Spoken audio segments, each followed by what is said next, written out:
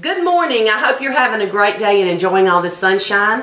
But among that sunshine, I saw a cloud last week on over one of my friends' heads. And I know you think, well, what are you talking about? But I tell you what happened. This friend of mine had his debit card used in New York City.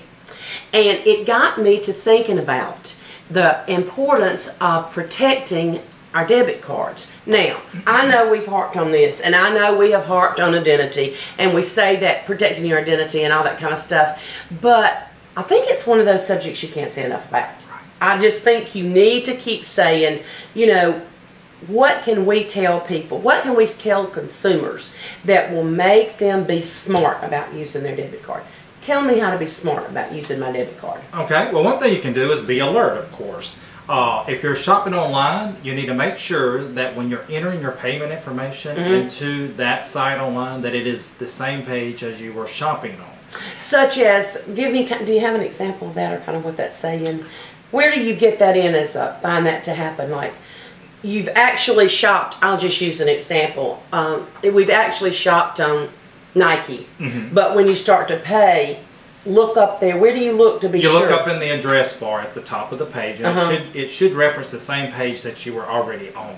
Okay. This is just the payment page where you're going to enter that information. But the key there is when you look up there, you should be looking for HTTPS:.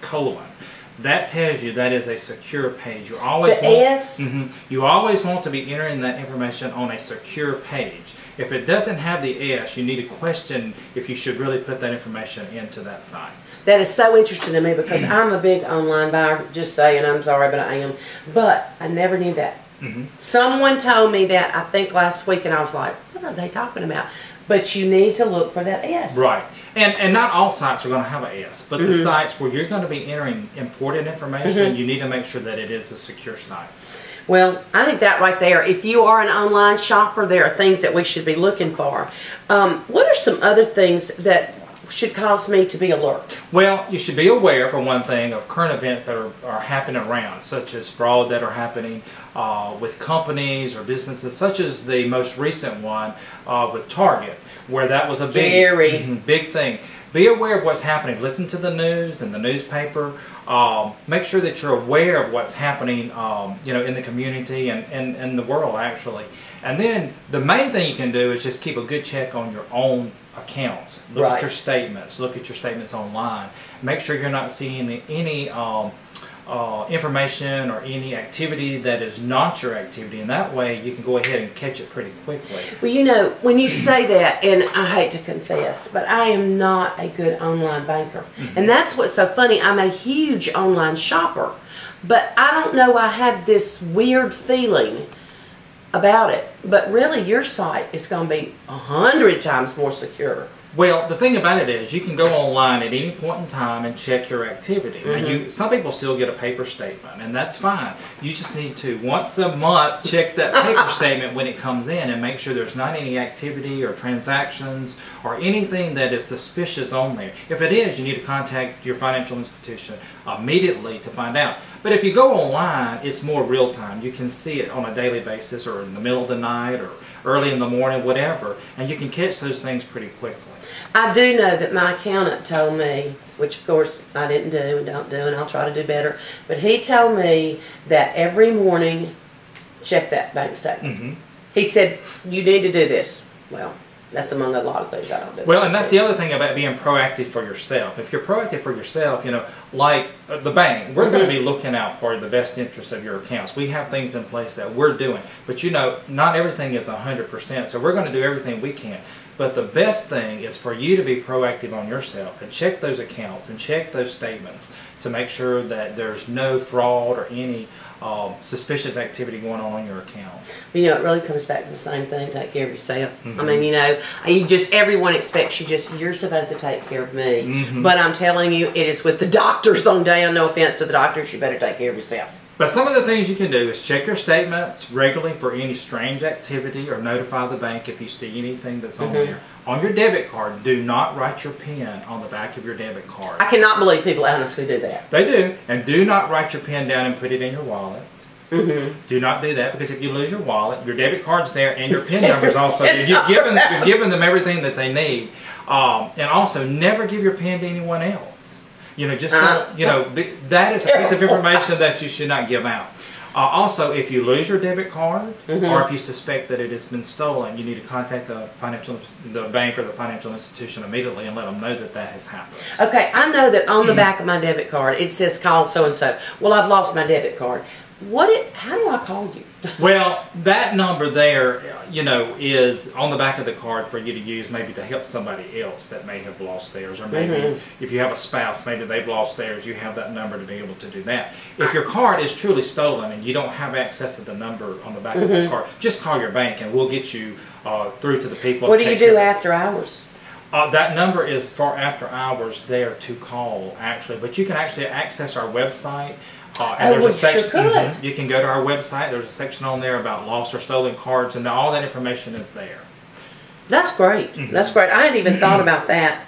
How about banks? How do they generally contact customers? You know, if you suspect something on my card, how do you contact me? So I know it's you. Okay. Well, there's two parts to that. A lot of the fraud activity that happens in the world is based on somebody calling, say you, and they're saying they're PriorityOne Bank, and they're really not, but they're asking for information from you, and you're being a trusting person. You're thinking that's the bank calling me. This is Vic. I'm going to give it. Calling me. Those situations, you need to be very careful about giving any information where somebody calls and poses themselves as the bank, either in text, email, or by phone. We recommend you really not give that information over the phone, in email, or text, unless you absolutely know that that's who that is on the other end. The bank is not going to call you and ask you for that information. Okay. I mean, they're not going to contact you asking you for that information over the phone like that. That's just not a practice that we do. So in that case, the best policy there is just not give that information over the phone. Now, if I call you, you know it's me on the other line. You recognize my name. I mean, you recognize my voice, and you know that's Vic from the bank, and it's okay. But I'm not going to call you and ask you for that information because we have that information on your account. That's right. You don't need to ask me. You know, so that's the thing that I think a lot of people don't always think about is you're right. They're just trusting because it sounds legitimate. It sounds like it is the bank. Maybe even the caller ID shows up the bank because they can spoof numbers sometimes, and they can really pose as the bank when it's really not the bank calling you. And you know, I had an interesting thing happen to me a couple of weeks. Well, now it's probably months ago, but I'm just putting it out there. It was from AT&T, and it was a very, very legitimate AT&T email that needed my password or I was going to lose access to my account. Well, I bet I got 10 emails. I kept ignoring them, and I thought this is ridiculous. And so I'm telling you, it was their form. It was everything. Of course, it didn't have the register, which you're not going to notice. When I did it, popped me right in. I was busted. And you know, I thought, you of all people who know, so be aware. Right. You just got to be aware. Well, I think, you know, we live in the South, and so we're naturally trusting and friendly with everybody, so we don't really want to think that people are going to take advantage of us, but they do. So you just have to be very careful about any information that you give over the phone about your accounts or anything that is confidential information. All right, I have another question. What about traveling? And especially, what if it's traveling even in the United States or out of the United States? Do you have any plans at the bank that we can use or are available? Yeah, we've got a couple things. One of the things that we have is our Visa travel money card that you can go to the bank and get. It's a preloaded card that you can put ever how much money you want on that card. The customer gets an actual card, you get a PIN, you can set that up and you activate that card. And you can use it just like you would a debit card. You can even use it at an ATM to get cash. And that way it's not tied to your actual accounts or your checking account or savings account or anything else. It's an individual prepaid card that you just went and purchased, so to speak, and put money on that to use to travel with. That's a great idea. That's one of the things that will help you, certainly if you're traveling anywhere, I mean, you know, outside of the United States or even in the state if you wanted to do that. That's just one way to do that. Another thing you can do is when you are traveling, you know, you're typically going to have your debit card, maybe credit cards and cash. Don't keep all of those in the same place. Oh, okay. If you, for instance, you have your credit cards maybe in your wallet, but keep your cash separate from that, so that it's not, if you lose your wallet, your purse is stolen, it's not all gone in one hit.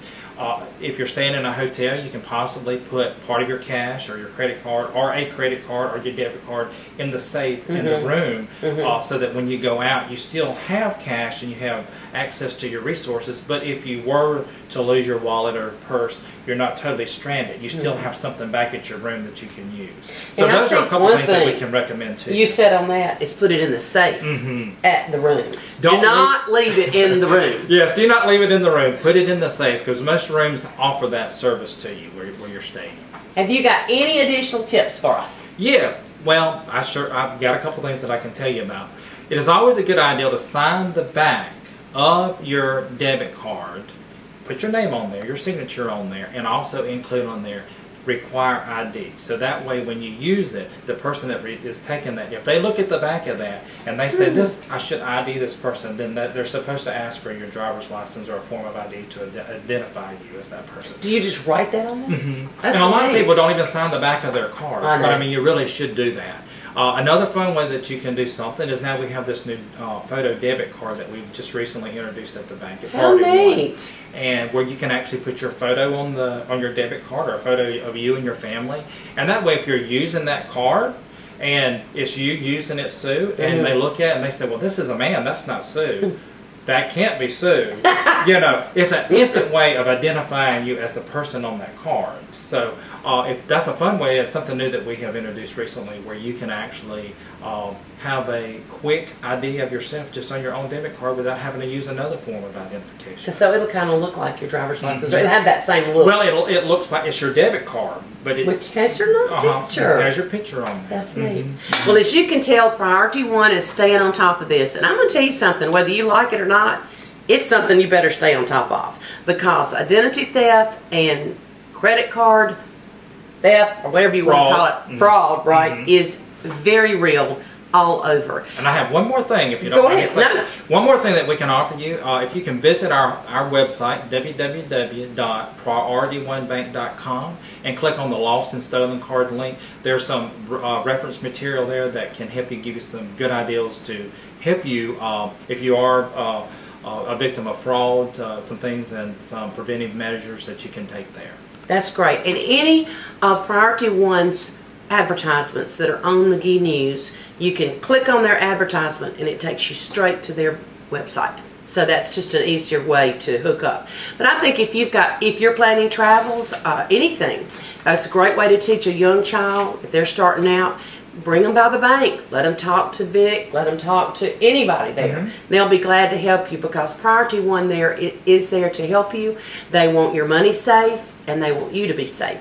And I hope you'll have a good week and be safe. And think about these things this week as you use that debit card. How safe will you be?